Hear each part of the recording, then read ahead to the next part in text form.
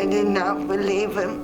When they came to tell me he was killed, I told the sergeants or whoever comes, I told them, you're lying.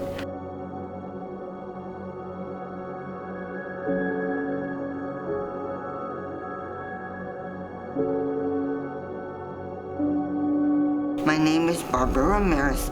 I'm here to talk about my husband, Joe Ramirez. And we were married 2.5 years. And then he was in the service, and he left in January. The 1st of January, he left to Vietnam, and it was his first mission out. And he was killed.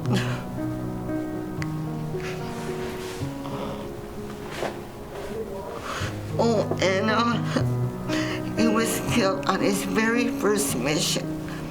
He never got to find out that I was going to have a child. And I had the child. He got killed in January. I had the child in August. And I had him August the 5th, August the 10th, and my child died 5 days after it was born. And it was from complications of his heart. It wasn't, the blood that goes to your heart was pumping to the body, and the blood that's supposed to go to the body was pumping to the heart. So that's what happened to us. And I never got to tell him. I never got to do anything. My husband's gone, but I'm replacing him with a son. And in fact, I brought him home. He was at home, and he got sick that night, and I took him to the hospital, and he died the next day. It was something that happened. And Joe had brothers, and there was 5 brothers, and they were all in the service. They were in the Army, in the Navy, and most of them were in the Army. Yeah, but he had 5 brothers, and he had 5 sisters. And all his sisters, were younger, but we were all together, I still see them, and I still talk to them. I don't talk to them all the time, but we still get in touch with each other just to find out how we are. Can you go back and talk about when you first met Joe? What stood out to you? Very nice person. He had a very good, he just wanted to be all over everybody and talk to everybody and grow. And our first, we would go to church on Sundays. After that, we would, all of his friends and my friends would get together and play baseball, or we would do something together, all of us together. That's what we would do. All right, and either play baseball, do other things, go to different places together, all of us together, yeah. And I'm gonna tell you, I did not believe him.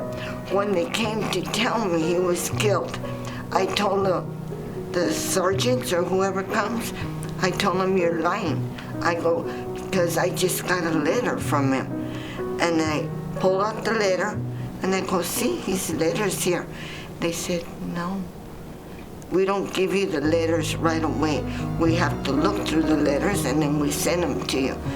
And it was true, because after he was gone and they came to tell me, I still received letters. And then at the end, they sent me all the letters. I still have them. Letters that he wrote to me.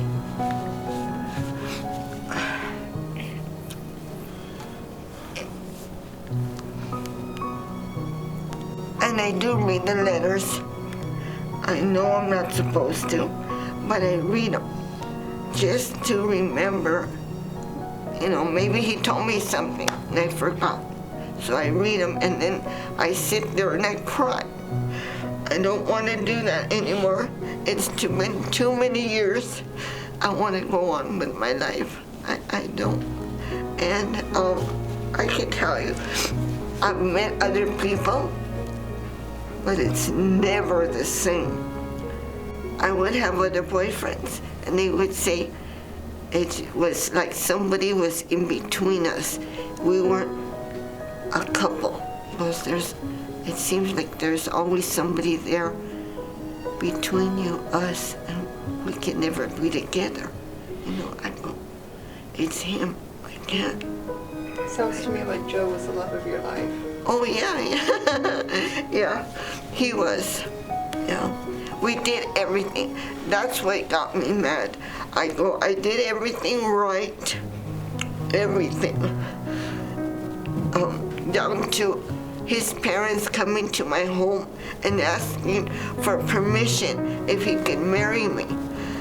And we did the wedding, we did everything, and this what happens to us, you know, after everything. I didn't sleep with this man until I got married. I didn't do everything because I was waiting, you know, and it happened to us. But I can remember we were happy, and that's all that matters now, you know, to me. It bothers me, and it bothers me when I see my friends with their husbands. I go, why can't that be me? You know, but it's not.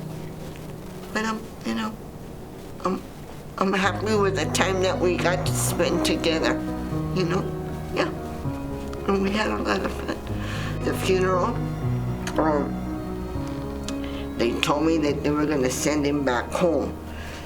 And they would let me know when he got here.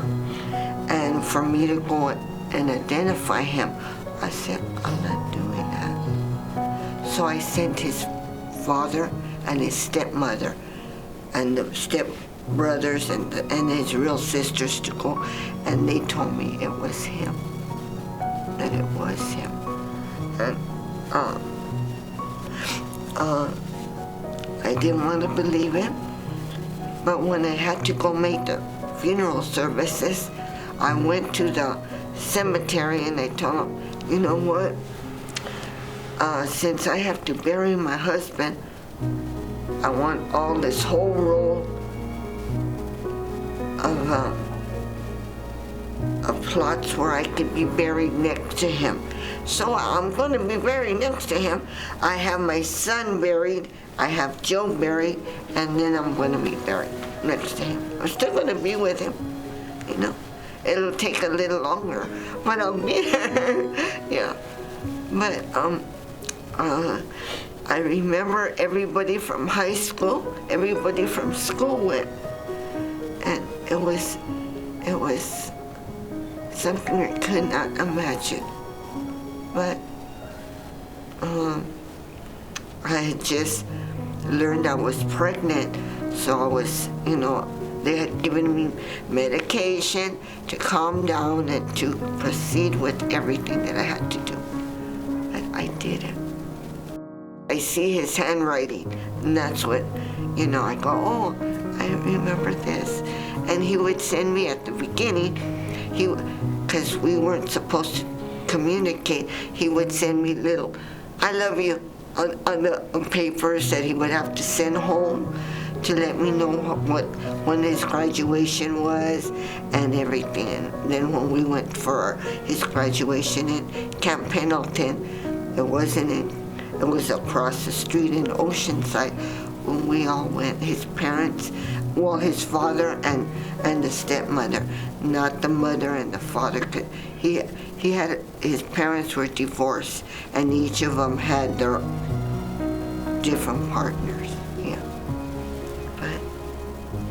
And when they came to tell me that he was gone, they told me, didn't he have a mother and a father? And I go, yes, they lived down the street. He goes, he did not put none of them down. He didn't put them. I said, okay. I go, I'm not telling his mother. You guys go tell it. And I gave her the ad, and they went to tell him. The only one I told was his father and I. And his father just went down to the ground. Just couldn't believe what had happened. And also, his father wanted to be buried with him. And I had given permission, go ahead and put him down and put his father there. But something happened and they decided not to. He's by himself, and my child's on this side, yeah, of him. Yeah. He was here for Christmas, and he was here for New Year's.